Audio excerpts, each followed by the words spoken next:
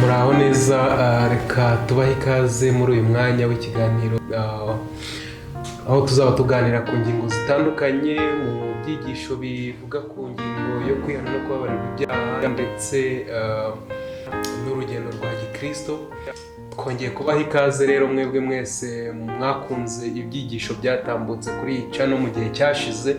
Hari hashize igihe kinini nta byigisho bitambukaho kubera impamvu zitandukanye, ariko muri uyu mwanya tubahaye ikaze kandi tubararika babwira nti hari ibyigisho byinshi tubahishiye, hari ibintu byinshi tubahishiye kandi mu buryo budasanzwe. Ndizera ko Imana izaduhana umugisha kandi tuzagirira umugisha imbere y'Imana mu byigisho byinshi cyane bizatambuka kuri iyi channel. Reka rero mbararike kandi mbahe ikaze, mbatumire kandi mbabwire nti tuzagirira umugisha imbere y'Imana kandi tuzasangira byinshi, tuziga byinshi.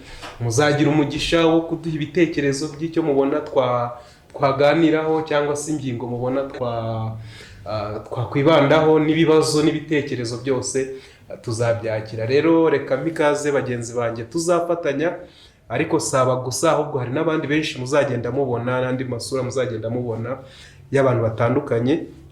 Ariko muri uyu mwanya ndi kumwe na bagenzi banjye, ndagira ngo baze gutangira babibwira. Njyewe nitwa Elise Nigena, ninjye uri buze kuba nyoboye iki kiganiro, ariko ndi kumwe na bagenzi banjye nabo nabaha umwanya bakabibwira, hanyuma tugakomeza na gahunda y'ikiganiro cyacu.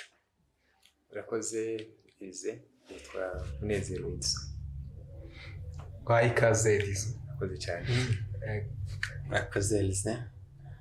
Mazina yanjye ni Niyitegeka Celestin. Celestin, nawe muhaye ikaze muri uyu mwanya, ndetse mwese mbahaye ikaze, ni karibu. Reka mbere yuko tujya mbere ndaza gusaba Celestin adusengere mbere yuko dukomeza n'ikiganiro cyacu. Kadusenge.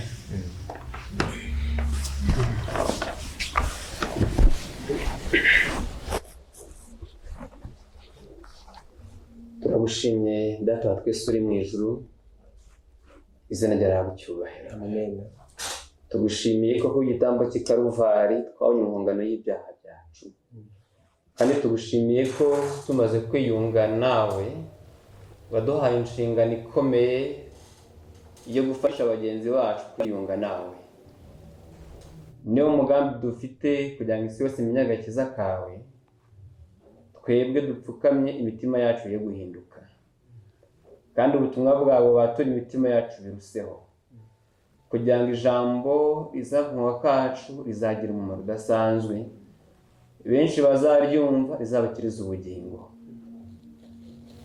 Ni inshingano ikomeye kandi tugiye gutangira. Turifuza ubuyobozi bw'Umwuka Wera, kandi isi yose turabukeneye. Ubwo wavuze tumushake mu maso hanjye, utwigishe kugushaka. Binyuze mu ijambo ryawe tuzabona mu bugingo buhoraho, kandi imitima yacu izabona amahoro akomoka mu kubabarirwa ibyaha. Ineza yawe izabane n'imitima yacu, kandi abazadukurikira bose uzabaha umugisha wawe. Kandi twese turifuza ubugingo buhoraho, abazavuga ijambo ryawe n'abazaryumva. Mwuka Wera azumvikanisha ijambo ryawe muri twebwe, kandi uzaduha impinduka zituma tubona ubugingo buhoraho. Bisabye mu izina rya Yesu. Amen. Amen.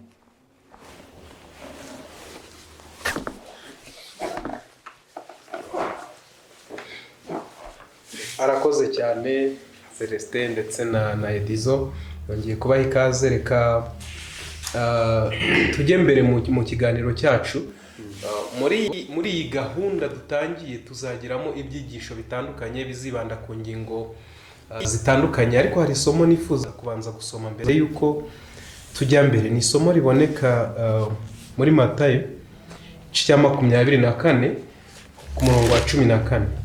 Haranditswe ngo, kandi ubutumwa bwiza bw'ubwami buzigishwa mu isi yose, ngo bube ubuhamya bwo guhamiriza amahanga yose, nibwo imperuka izahera ko ize. Ni ubutumwa bwiza bw'ubwami bukwiye kwigishwa mu mahanga yose kugira ngo bube ubuhamya. ko guhamiriza isi yose. Rero iyi gahunda yacu izatambutswamo ibyigisho by'ubutumwa bwiza, ubutumwa bwiza bw'ubwami.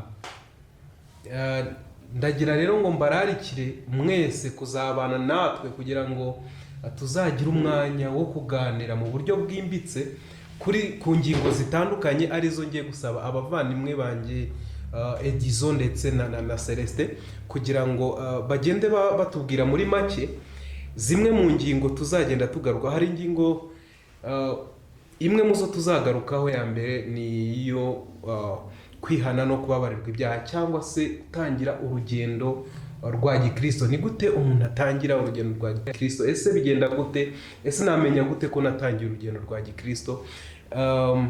Edizo, muri make ni iki tuzagarukaho kuri iyo ngingo?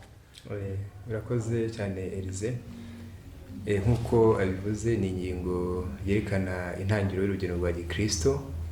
Murumva yuko ni ingingo ikomeye cyane kandi ni ingingo y'ingenzi, kuko burya hatabayeho gutangira ntihaba gukomeza. Ubwo ni ukuvuga yuko ni ingingo izaba imeze nk'aho ari fondasiyo, cyangwa se izatwereka uko urugendo rutangira kugira ngo umukristo akomeze. Tuzarushaho kureba cyane cyane, ese ubundi kwihana byaje bite? Imana yaremye umuntu utunganye, Adamu na Eva, ese kuki byabaye ngombwa yuko kwihana kubaho? Ikindi tuzareba noneho ninde ukwiye kwihana kugira ngo umuntu hatabaho kwibesha. Burya hari ubwo umurwayi aba akeneye umuti runaka akavugutira abandi bakawunywa ariko akicwa n'iyo ndwara. Bijya bibaho. Tuzareba rero umuntu ukeneye kwihana ninde. Ikindi tuzarebera hamwe none kwihana umuntu yihana ate. Nanone ni ubuhe buryo umuntu yamenya ko yihannye koko. Niba ari ikintu cy'ingenzi kigomba gufasha umukristo gutangira urugendo, umuntu yagakwiye kuba yamenya ngo ntangira urugendo cyangwa se urugendo narutangiye. Tuzarushaho rero kurebera hamwe izo ngingo zose n'ibindi byinshi, ariko muri make byose bizaba byibanze muri icyo ngicyo. Arakoze cyane.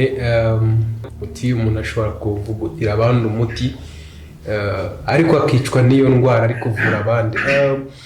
Celestin, ni iki kindi ubona tuzagarukaho kuri iyi ngingo yo gutangira urugendo, kwihana, kubabarirwa ibyaha, guhinduka? Ni ibiki bintu ubona tuzagarukaho kuri iyi ngingo? Ni byinshi tuzarushaho kugarukaho kuri iyi ngingo, kuko kwihana no kubabarirwa ibyaha cyangwa kwakira ubutumwa bwiza niwo mutima. Kandi iyo umuntu adafite umutima aba yapfuye. Uramutse ufite akaguru udafite umutima ntiwabaho, ufite amaboko nta mutima. Burya abenshi ku isi bashobora kubaho nta mutima, abo bita ngo bapfuye bahagaze. Rero tuzarushaho gusobanukirwa ko umuntu yava mu rupfu akagera mu bugingo.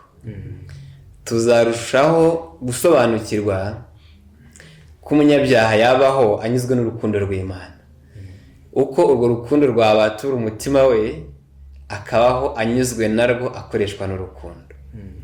Kandi tuzarushaho gusobanukirwa intambwe umunyabyaha yarushaho gutera kugira ngo umutima we ubonerere Imana. Dawidi nawigeze kuvuga isomo tuzarushaho kugarukaho, wenda twarisoma. Ni isomo riri muri Zaburi 27 umurongo wa 8. Ni isomo rizakomeza kugenda rituyobora kuri buri ntambwe, cyane cyane kuri iyi ntambwe iyo kwihana no kubabarirwa ibyaha. Baranditse ngo umutima wanjye urakubwiye uti, wavuze uti nimushake mu maso hanjye. Nuko Uwiteka mu maso hawe ndahashaka. Amen. Tuzarushaho kurebera hamwe uburyo umuntu yashaka mu maso h'Uwiteka kandi akamubona. Uwiteka rero nicyo yifuza ko turushaho kwimbikamo, kandi n'uwo murongo tuzakomeza. Urakoze cyane. N'uwo murongo tuzakomeza gushaka mu maso h'Uwiteka. Hari ibibazo byinshi abantu bakunda kwibaza kuri iyi ngingo.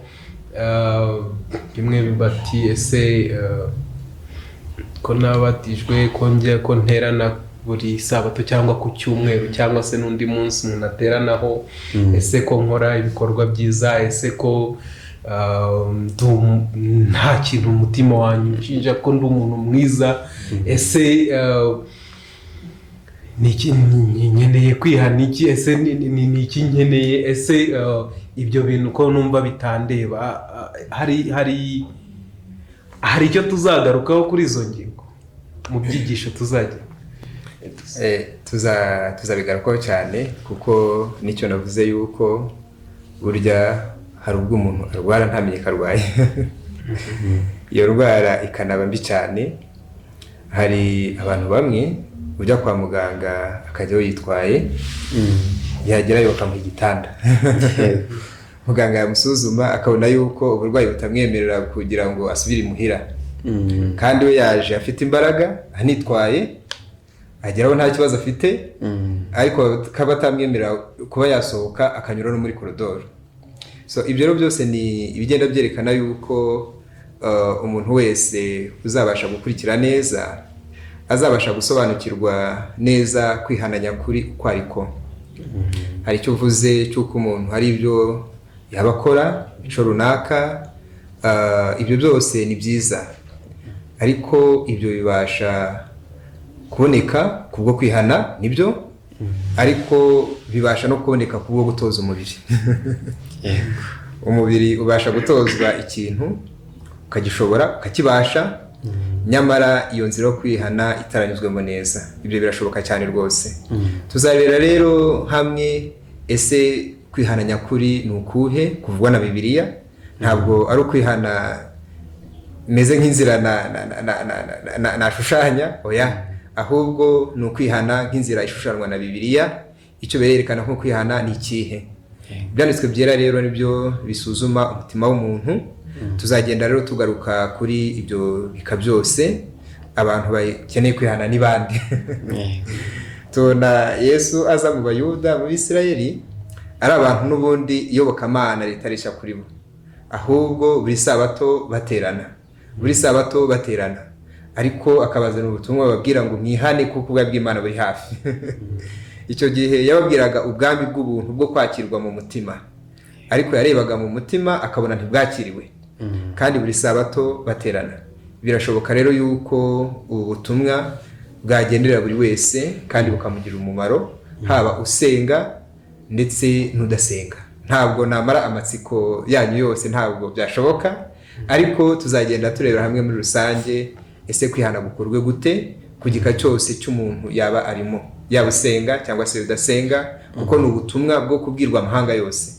Ndetse ngo duhereye kuri Yerusalemu. Niba ari guhera kuri Yerusalemu n'ubundi ibyanditswe byera, imizingo y'ibitabo ntabwo ari mishasha kuri bo. N'ubundi ijambo ryari gukoreshwa ryari ijambo rimenyerewe muri bo, ariko iryo jambo nanone ryari rikeneye kugira ngo risobanuke mu buryo bwa nyabwo. Niyo mpamvu rero Yesu yavuze ngo haherwe kuri Yerusalemu. Natwe rero icyo tuzarushaho kureba ni uburyo iri jambo rigendereye kugira ngo rifashe umuntu wese, he kugira n'umwe wabaho afite urujijo cyangwa se afite ubujiji bwo kutamenya, cyangwa se hari ubuhumyi afite mu bijyanye no gusobanukirwa no kumenya kuri iyi ngingo yo kwihana ndetse no kubarirwa ibyaha. Murakoze.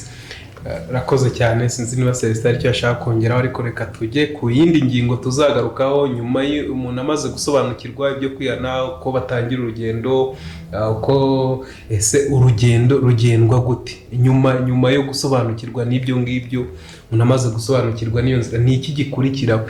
Ese ngende niyicarire ngo byose byararangiye, ubwo Yesu yarangije byose, ibintu byose byararangiye, ngende mvuyarare, ngende njye mu byo njyamo, ese nkora ibyo nishakiye? nyuma y'aho ngaho hakurikiraho iki? Tuzaganira kuri iyo ngingo, muri iyo ngingo tuzagaruka kuki Celestin?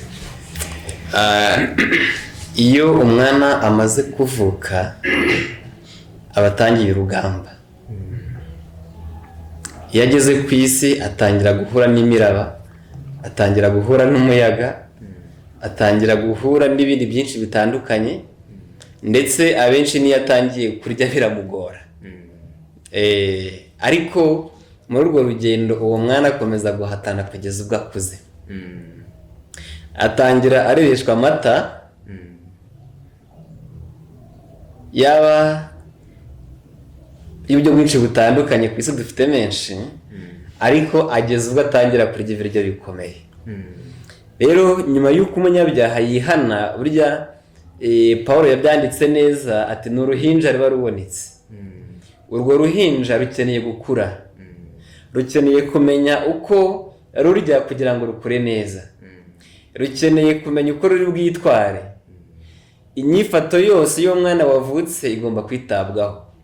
N'urugendo rwa Kristo tuzarushaho kurebera hamwe icyo umuntu yakora kugira ngo akomeze kubonera imbere y'Imana, uko akwiriye kwiga neza kugira ngo ibyanditswe byaremubere umurinzi, uko akwiye kubaho arinda inzira z'ubwenge zose kugira ngo abashe kuba muzima mu by'umwuka. Tuzarushaho kurebera hamwe uko akwiye kurushaho kugira umwete mu kubana n'Imana kuri buri ntambwe, haba mu gusenga, haba mu kwiga ibyanditswe byera, haba mu gukora umurimo w'Imana kugira ngo atebutse kuza kwa Yesu. Arakoze cyane. Sinzi niba itizo hari icyo wakongeraho kuri iyo ngingo, na ibindi tumva tuzagarukaho muri iyo ngingo, kuko hakubiyemo ibintu byinshi cyane. Hari amasomo menshi, hari ibiganiro byinshi tuzagira kuri izi ngingo kugira ngo tubashe gusobanukirwa cyangwa se tubashe kungurana muri uru rugendo, tubashe gufashanya. Ese ni iki Uwiteka anshakaho muri uyu mwanya? Izo sinzi niba hari ikindi wakongeraho mu byo tuzagarukaho kuri iyi ngingo. Murakoze cyane. Nk'uko mugenzi wanjye abivuze, hari ibigaragara ariko biba bifite n'iyindi shusho y'ibitagaragara. Cyane cyane mu ijambo ry'Imana tubonamo hari ibigaragara turebesha amaso ariko bifite icyo bivuze n'ubundi mwiyobokamana. Avuze yuko uruhinja ruvutse rukeneye gukura, ariko ushaka kumenya uburyo iki kintu ari ingenzi, niyitegereze mu bavukiye igihe kimwe. Impinja zimwe zahise zipfa uwo munsi, izindi nyuma y'igihe runaka nazo zirapfa. Nyinshi zapfuye utari wanagira ubwenge bwo kumenya, ariko hari n'abo twanganaga twagiye dushingura dufite imyaka imwe, turi mu kigero kimwe, ariko tukabona barapfuye. Abandi bagakura, ariko nubwo uyu munsi bariho, wareba imibereho yabo ukabona yuko bariho batariho. No mu rugendo rwa Gikristo rero niko bigenda, niko bimera. Uko impfu ziba ku bana mu buryo busanzwe, no mu rugendo rwa Gikristo impfu zibamo. Umuntu agapfa, cyokoze aho bigoranira ni uko ari urupfu rutagaragara. Ni intumbi iguma ku gasozi igenda nta kibazo, umubiri uboneka ariko mo imbere nta muntu urimo, byararangiye. Turashobora rero kurebera hamwe ese n'ubuhe buryo umuntu yabaho muri urwo rugendo rwa Gikristo ariko akaguma n'ubundi ari muzima, ari kumwe na Kristo Yesu. Ikindi ngira ngo tuzabiramo hano, igihe Yesu yatangaga imbabazi, kuko nko twavuze nuko barirwa ibyaha, nubwo tutatsindagiye cyane ingingo ko barirwa ibyaha, kuko uyihanye arababarirwa, nicyo Imana itanga gutanga. Imana cyo iragitanga rwose, ntabwo ikigitindaho, ni umukoro w'Imana. Ariko Imana iyo imaze gutanga imbabazi zayo, uzabona yuko abantu bose Kristo babwiraga ngo noneho genda, ariko amubwira ngo genda akarigisha, amubwira ati wenda ntuzongere gukora ibi. Genda noneho ukora iki? Wiyereka abatambyi, utanga ituro, genda ugenze utya. Ibyo byose rero tuzarebera hamwe, ese umuntu wamaze kwihana akababarirwa ibyaha ni iki Kristo amubwira ngo noneho gira imibereho imeze utya. Tunarebera hamwe ibibasha kuba byafasha kugira ngo iyo mibereho ibe mizima. yego Murakoze cyane. Koze cyane, ngira ngo hari izindi ngingo tuzaganiraho kuko urugendo rwa gikristo rubamo ibintu byinshi, harimo duhura n'ibibazo, duhura n'ibigeragezo, duhura n'intambara, duhura n'ibici abantu intege, ariko kandi tugira hari iby'Imana yatubwiye bizabaho. Byaba ibyabanje, hari ibyamaze kubaho yari yaravuze kera, hari n'ibiri kuba ubu ngubu, hari n'ibizabaho yatubwiye. Bivuze ngo hari ibidakwiriye kudutungura kuko Imana yamaze kubivuga. Ese muri ibyo ngibyo ubwo ndavuga ku kijyanye n'ubuhanuzi bwa Bibiliya, kuko hari byinshi cyane Imana yaduhishuriye biri mu byanditswe byera kandi dukwiriye kumenya. Abantu bamwe babasha kwirengagiza, abandi ntibabihe umwanya. Ese kuri iyi ngingo y'ubuhanuzi tuzagaruka ku biki? Ese ifite umwanya umeze ute mu rugendo rwa gikristo? Ikintu kijyanye n'ubuhanuzi bwa Bibiliya gifite umwanya wuhe mu rugendo rwa gikristo? Ese ni biki tuzaganiraho kuri iyi ngingo? Reka mbere kuri Celestin. Yes. murakoze cyane. Nk'uko ubigarutseho, Bibiliya igomba kwigwa mu migabane yayo yose. Umugabane wa mbere tuvuyeho ni ubutumwa bwiza, kandi twaje kubona ko ari wo mutima. Ariko mu byanditswe byera dufitemo ubuhanuzi. Tuzagaruka mu buhanuzi mu bika bitatu. Hari ubuhanuzi tubona mu byanditswe byera bwamaze gusohora. Ubwo bwamaze gusohora twita ko ari amateka. Hari uburi gusohora uyu munsi duhagazemo, ibyo twakita ko ari ibiri kwaduka uyu munsi. Hari n'ubuhanuzi butarasohora twakita ngo buracyari ubuhanuzi, kuko turacyabutegereje imbere. Iyo migabane yose tuzayigarukaho, cyane cyane Uwiteka yishuye Daniyeli ingengabihe igomba kubaho kugeza Kristo agarutse. Ndetse ahasa n'uwacumbikiye, Uwiteka yize kumubwira ati ngaho ubumba igitabo gifitanyije ikimenyetso. Icyo cyabumbwe tuza kubona mu byahishuwe 11, noneho cya gitabo kibumbuka. Ubwo aho yasoreje, igitabo cy'ibyahishuwe cyakomerejeho. Ibyo bitabo byombi tuzabigarukaho, tuzabyimbikamo cyane dusobanukirwe ubuhanuzi bubirimo. Ikindi, nk'uko iyo ngengabihe yatanzwe, uhereye muri Daniyeli 2:7 tubonamo ingengabihe izarangiza amateka, kandi buri ngengabihe yagaragajwe mu bwami bwagiye bubaho. Tuzarebera hamwe ingoma ya Babuloni byayiranze, isimburwa n'Abamedi n'Abaperesi, tuzabona ibyayiranze. Tuzabona ingoma y'Abagiriki ibyayiranze. Twongeye kureba ingoma ya Roma irimo imigabane ibiri, Roma ya gikristo ndetse yabanjirijwe na Roma ya gipagani. Izo ngoma zose Daniyeli yeretswe ko zizahangurwa n'ingoma ya Kristo izatsemba izo zose. Tuzagenda muri iyo migabane yose dusobanukirwe biruseho icyo Uwiteka dushaka binyuze mu buhanuzi kugeza Kristo agarutse. Urakoze cyane. Murumva ko tubahishiye byinshi cyane. Tuzaganira ku ngingo zitandukanye, kandi namwe muzabigiramo uruhare mutwoherereza ibyifuzo ndetse n'ibibazo bitandukanye. Tuzagenda tubigarukaho. Tuzaba dufite abatumirwa benshi, tuzaba dufite abantu batandukanye bo mu ngeri zitandukanye, kugira ngo ikibazo cyose uzabaza tuzabashe kukibonera igisubizo twifashishije ibyanditswe byera. Edizo, niki kindi tuzagarukaho mu magambo make twihuta, tuzagarukaho kuri iyi ngingo y'ubuhanuzi? Mbasha kutavuga ngo nsobanure byose, kuko tuziga igitabo cya Daniyeli, igitabo kimeze nk'aho cyarangiye. Daniyeli hari ibyo asobanuza ngo waretse nkamenya n'ibi. Daniyeli arabwirwa ngo, Daniyeli, ibyo ni iby'igihe gishize kera, cyakoze uzajya mu mugabane wawe. Yego. Ubwo nanone turebe icyo gitabo cyongera kugira ngo kibumburwe.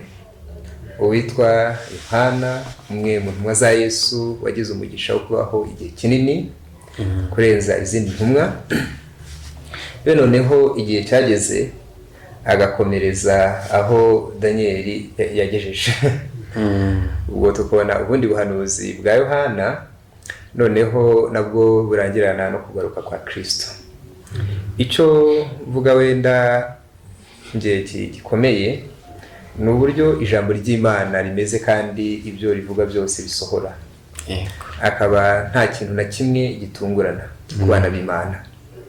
Iyo usomye Bibiliya yanditswe imyaka myinshi ishize, utangazwa no kubona uburyo yavuze kubiri kuba uyu munsi, akaba nta mbaraga mwene muntu yakwitambika icyo Imana yavuze. Ku buhanuzi bwavuzwe akaba ariko bugenda gusohora. Hari isomo nshaka kugira ngo nkoreshe tuzibandaho cyane mu gihe tuzaba twiga ubuhanuzi. Ni isomo ryo muri Habakuki igice cya 2.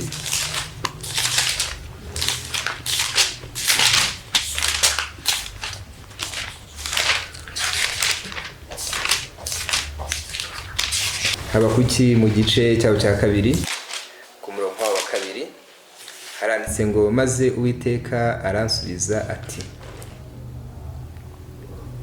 andika ibyerekanwe bigaragaze ku mbaho kugira ngo ubisomye agenze ate abyihutire kuko ibyerekanwe bifite igihe byategekewe ntibizatinda kukigeraho.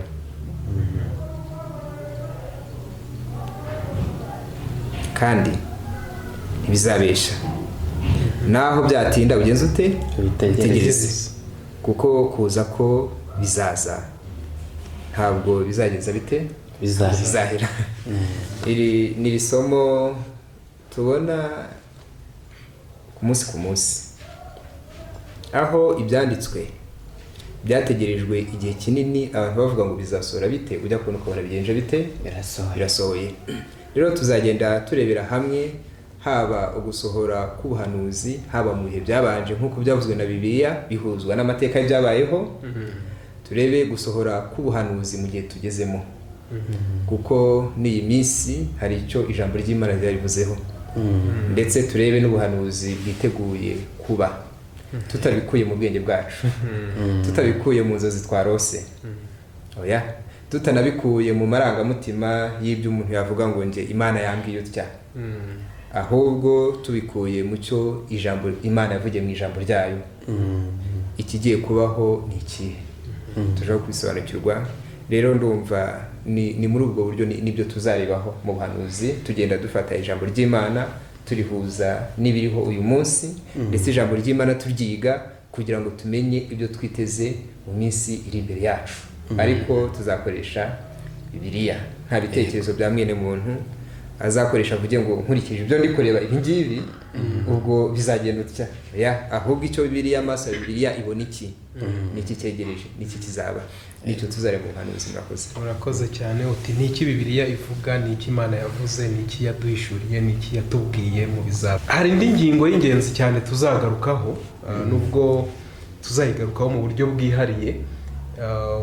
Ingingo ifite uburemere bukomeye cyane mu rugendo rwa Gikristo, kuko ifite aho ihuriye n'iby'umwuka, n'ingingo y'ubuzima, ibijyanye n'ubuzima, ibijyanye n'imibereho yacu uko tubayeho. Ese bigira uruhe ruhare mu by'umwuka? Nibiki tuzagarukaho kuri iyi ngingo, kugira ngo turi no kugana ku musozo w'iki kiganiro cyacu. Edizo, ni ibiki tuzagarukaho cyane kuri iyi ngingo y'ibijyanye n'ubuzima? Urakoze cyane Elize. Ubuzima noneho ubwo ntawe utabukeneye.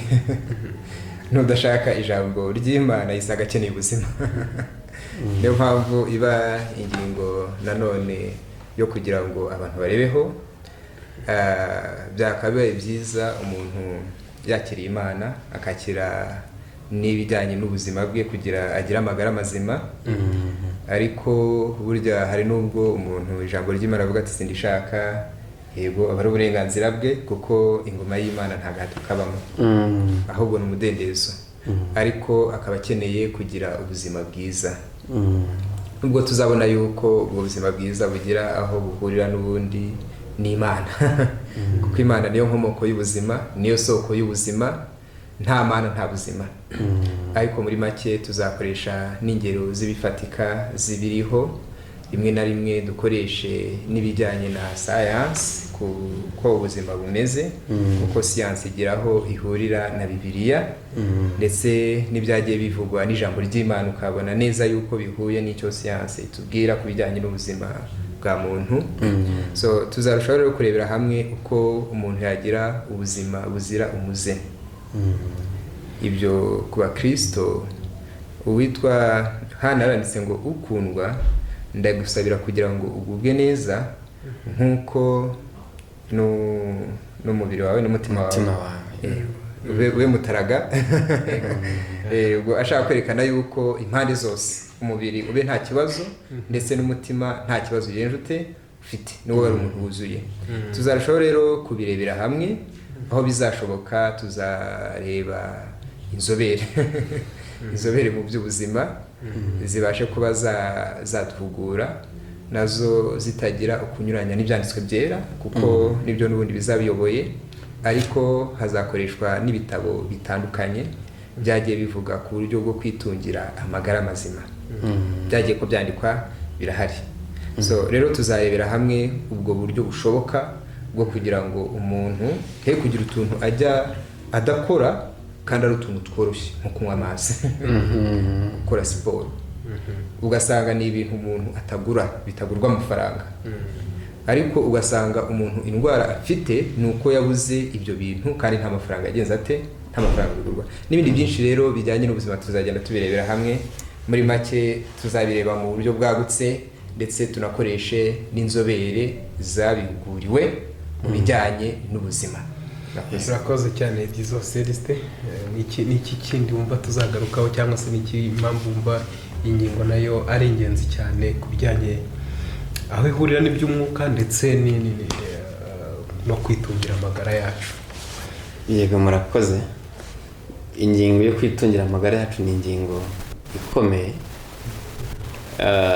Petero aza ku ntambwe za Kristo umuntu agomba gutera mu rwa mbere rwa Petero igice cya mbere umurongo wa 6 ndasoma ayawo yanditse ngo kumenya mukongereho kwirinda kumenya twongereho kwirinda Pawulo we iyi ngingo yigarukaho yanditse ngo uwirinda yirinda hehe yirinda muri byose bivuze ngo dukeneye kwirinda kugira ngo iby'umwuka byacu bibe bizima ariko bitewe nuko tugomba kwirinda muri byose tugomba no kwirinda impagarike yacu inyandiko zitandukanye zerekana neza yuko kutirinda bingana no kwica amategeko 10 y'Imana tuzarebera hamwe uko umuntu yarushaho kugira kwirinda tuzarebera hamwe uko umuntu yarya kugira ngo agire amagara mazima tuzarebera hamwe byinshi bitandukanye umuntu yakora muvandimwe bigarutseho avuga nko kunywa amazi avuga siporo avuga hari ikindi umwuka mwiza umucyo w'izuba kwiringira imbaraga y'Imana ibyo byose tuzarushaho kubisobanukirwa neza kandi nk'uko twamaze kwibuka ku ngingo yabanje burya ngo iyo ubutumwa bwiza bwakiriwe ngo babasha gukiza indwara zose kandi umuntu wakiriye ubutumwa bwiza arushaho gusobanukirwa byinshi byatuma agira amagara mazima cyane cyane Yesu avuga ubuhanuzi bwerekeye kuza kwe yavuzemo ko hazaduka indwara z'ibyorezo izo ndwara z'ibyorezo tuzashoho kwiga uburyo umuntu yarushaho kuzirinda kugira ngo arusheho kugira amagara mazima Murakoze cyane Celestin na Edizo, ndabashimiye cyane. Muri make twarimo tubanyuriramo zimwe mu ngingo tuzagarukaho ndetse n'ibindi byinshi tutavuzeho. Ibi byari nko kubinyura hejuru, hari n'ibindi byinshi tuzagenda tugarukaho ndetse n'ibibazo muzatubaza n'ibyifuzo n'ibindi byose muzifuza ko tugarukaho. Tuzaba turi kumwe n'abantu benshi batandukanye, tuzagenda dutumira abantu batandukanye kugira ngo bagende batambutse ibyigisho ku ngingo zigiye zitandukanye, zimwe muri izi ngizi twavuze ndetse n'izindi bazagenda bagarukaho. Tubahaye ikaze rero kandi turifuza ko tuzabana namwe kandi muzakomeza kudukurikira kugira ngo ubutumwa bwiza Imana yabageneye binyuze kuri iyi channel buzabagereho kandi buzagire icyo bumarira imitima yanyu. Tuzajya ibi byigisho bizajya bitambukaho buri Friday cyangwa se kuwa gatanu cyangwa kuwa gatandatu bitewe n'uko bari iminsi, isaha y'isa 2 za nijoro. Turizera rero ko tuzajya tubana namwe kandi muzakomeza kudukurikira aho mwaba muherereye hose, aho waba uri hose, ari abari hano mu gihugu cy'u Rwanda ndetse n'abari hanze yacyo, aho mwaba muherereye hose. Turizera ko tuzabana muri iyi gahunda kandi Uwiteka azaduhana umugisha. Mbahaye ikaze rero kandi ndashimira cyane abavandimwe twabanye muri uyu mwanya. Mwakoze cyane, Imana ibahe umugisha, ndetse n'abandi bose tuzagenda tubana n'abemeye kuzabana natwe no kuzafatanya natwe muri iyi gahunda, nabo Imana iduhana umugisha. Reka rero mbifurize kugira umugoroba mwiza kandi Imana ikomeze kubana namwe, ikomeze kuduhana umugisha kandi dukomeze gusengera mu mitima kugira ngo icyo Imana itwifuzaho kizabashe kutugeraho. Murakoze cyane rero, Imana iduhana umugisha kandi mugire umugoroba mwiza. Murakoze cyane Mwami mwiza, turagushimiye, uhabwe icyubahiro. Amen. Urakoze kuko wabanye natwe mu mwanya ushize. Ngushimiye ababashije gukurikira iby'aya magambo turimo kuvuga. Reka ukomeze uducishe bugufi kugira ngo ubwo dukomeje kuganira imbaraga yawe ikomeze kuba kuri twebwe kandi ukomeze utwungura ubwenge. Amen. Tuvuge ibyo dukwiriye kuvuga mu izina rya Yesu. Amen.